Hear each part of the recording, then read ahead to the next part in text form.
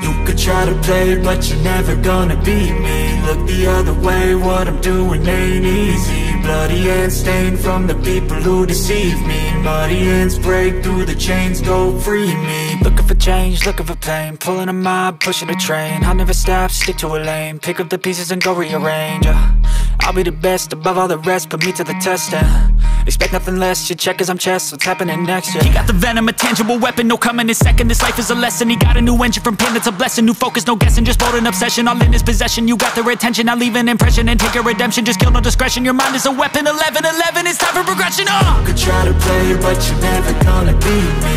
Look the other way, what I'm doing ain't easy. Bloody hands stained from the people who deceive me. Muddy hands break through the chains, go free me. People like sheep move feet, hurt it easy. You don't wanna be fast asleep when they scheming. Better stand tall, ready for a fight, believe me. When they try the chains, you can say no, free me. So he's been looking for somebody who could save him, instead of searching inside for what they gave him. A strong will, strong mind causes mayhem. We could change.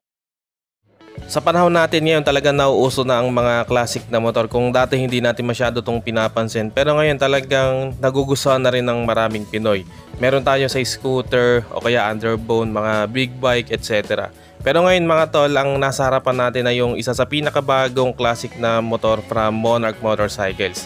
Tara tignan natin ngayong araw. So ito nga pala mga tol ang bagong Monarch Tempest 250. Kaya kung interesado kayo dito mga tol sa bagong Tempest 250, so pwede nyo ko i-PM sa Facebook page natin. Okay mga tol, ano nga bang meron dito sa Monarch Tempest 250? Tara, tignan natin. Unang-una sa looks niya, syempre meron siyang classic looks. Talagang napakaangas ito, lalo na kung makikita nyo sa personal.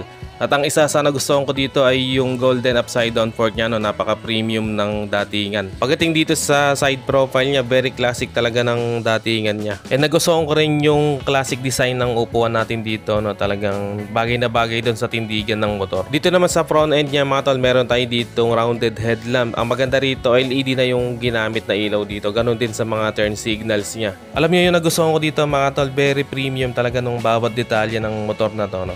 So dito sa part na to, meron tayo dito parang handcrafted na parts, ano, itong pinaka-bracket ng headlamp natin. So talagang kayang-kaya nitong may pagsabayan sa mga kakumpetensya niya. Pagdating dito sa front suspension natin, grabe, napaka-premium ng looks niya. Naka-golden upside down fork tayo dito. Talagang bumagay dun sa pagka-retro classic niya. Pagdating naman dito sa front fender natin, very premium ng looks niya, no? Tapos nagustuhan ko din yung paint job na ginawa dito. Talagang napaka-glossy. Kumbaga hindi rin talaga binasta yung pagkakagawa dito. Pagdating naman dito sa front brakes natin, naka-disc brake tayo dito with 2 piston caliper. And spoke type naman yung wheels natin dito. Pagdating naman dito sa front tire, tube type yung ginamit, ano, tapos may sukat itong 100/80 rim 17. Dito naman mga tol sa likod, naka-LED na rin yung tail light natin dito, no? Tapos nakahiwalay yung mga turn signals niya na LED rin yung ginamit.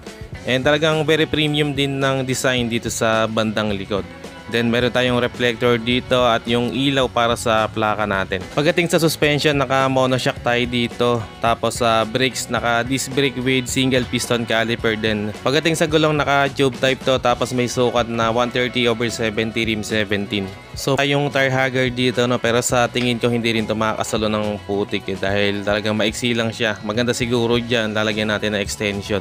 Pagdating dito sa fuel tank natin, ano, meron tayo ditong emblem o yung pinaka decals niya na Tempest, yung branding niya. Tapos meron tayo ditong EFI and yung 250 naka-indicate din dito. Tapos napaka-premium din ng pagkaka-paint dito, no, meron siyang glossy finish. And dito naman sa seat natin, yan, meron nga rin siyang premium seat design. Tapos may mga stitches pa sa dyan. So hindi siya pattern, ano, talagang tahi siya. Kaya talagang napaka-premium ng upuan natin. And dito naman sa side cover natin, very stylish, ano, nagmukha siyang crankcase dito. Tapos meron siyang logo dito ng Monarch. Talagang nagustuhan ko din yung footrest niya dito, no, talagang napaka-premium din ng datingan niya. Tapos goma yung pinakatapakan. And dito naman sa brake pedal natin, so meron din siyang goma para mas kumapit. And talagang nagustuhan ko, premium yung looks niya. And dito naman sa pillion footrest, goma rin yung ginamit sa pinaka tinatapakan para mas makapit sa sapatos or sa tsinelas natin. And dito naman sa tambucho natin talagang bumagay din dun sa tindigan ng motor para siyang naka-bullet pipe na rin. And yung color niya naka-chrome finish. Dito naman sa kabila mga tol, very premium ng rear set natin dito naka half rear set siya. Very sporty ng dating kahit classic looks yung motor na to. Pagdating dito mga tol sa meter panel, talagang nagustuhan ko yung design niya dito Talagang napaka-classic and very premium din talaga ng datingan. At ang maganda rito, yun nga meron siyang rounded shape and naka fully digital meter panel na rin tayo dito. And yung mga info na makikita natin dito, meron siyang speedometer, yung tachometer, odometer, fuel gauge, and meron din siyang gear indicator at mga light indicators. Pagdating mga tol sa mga switch sa handlebar dito sa kanan, meron tayo ditong switch ng hazard light, yung on and off ng headlight at yung electric push start. Dito naman mga tol sa kabila, meron tayo ditong USB charging port So talagang napaka-useful yan, lalo na kung maglo-long ride tayo, talagang magagamit natin yan sa mga mobile gadgets natin. And sa mga switch, meron tayo ditong high and low beam, yung turn signals at yung busina. And dito nga pala mga tol sa fuel tank natin, may sukat itong 14 liters fuel tank capacity. So talagang malaki yung tangke natin dito kaya malayo rin yung mararating nito. Pagdating sa seat height mga tol, pasok na pasok talaga to pagdating sa mga Pinoy rider. So may sukat itong 822mm, tapos yung ground clearance niya ay 179mm. And sa timbang naman medyo may kabigatan, may bigat itong 143 kilograms. Pagdating naman mga tol sa engine specs nito, gumagamit ito ng 250cc 4-stroke air-cooled, single overhead cam, 2-valve fuel injected, single cylinder engine na kaya mag-produce ng 15 kW at 8,500 RPM at max torque na 19 Nm at 7,000 RPM. And meron itong 6-speed manual transmission. And pagdating naman sa max speed ng motor na to mga tol, so syempre classic design, classic na motorsiklo, pang chill ride lang. So meron lang itong 115 km/h na top speed. Okay mga tol, yan ang update natin dito sa Monarch Motorcycles.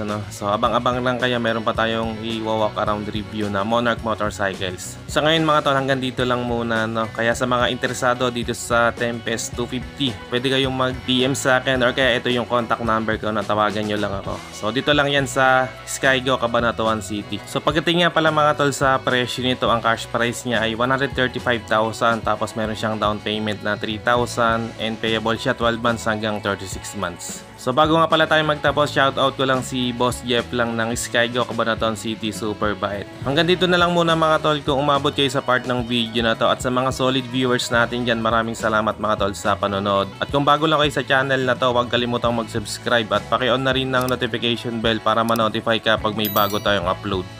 Meron din tayong Facebook page, paki-like and follow na rin. Maraming salamat mga tol, always ride safe and God bless.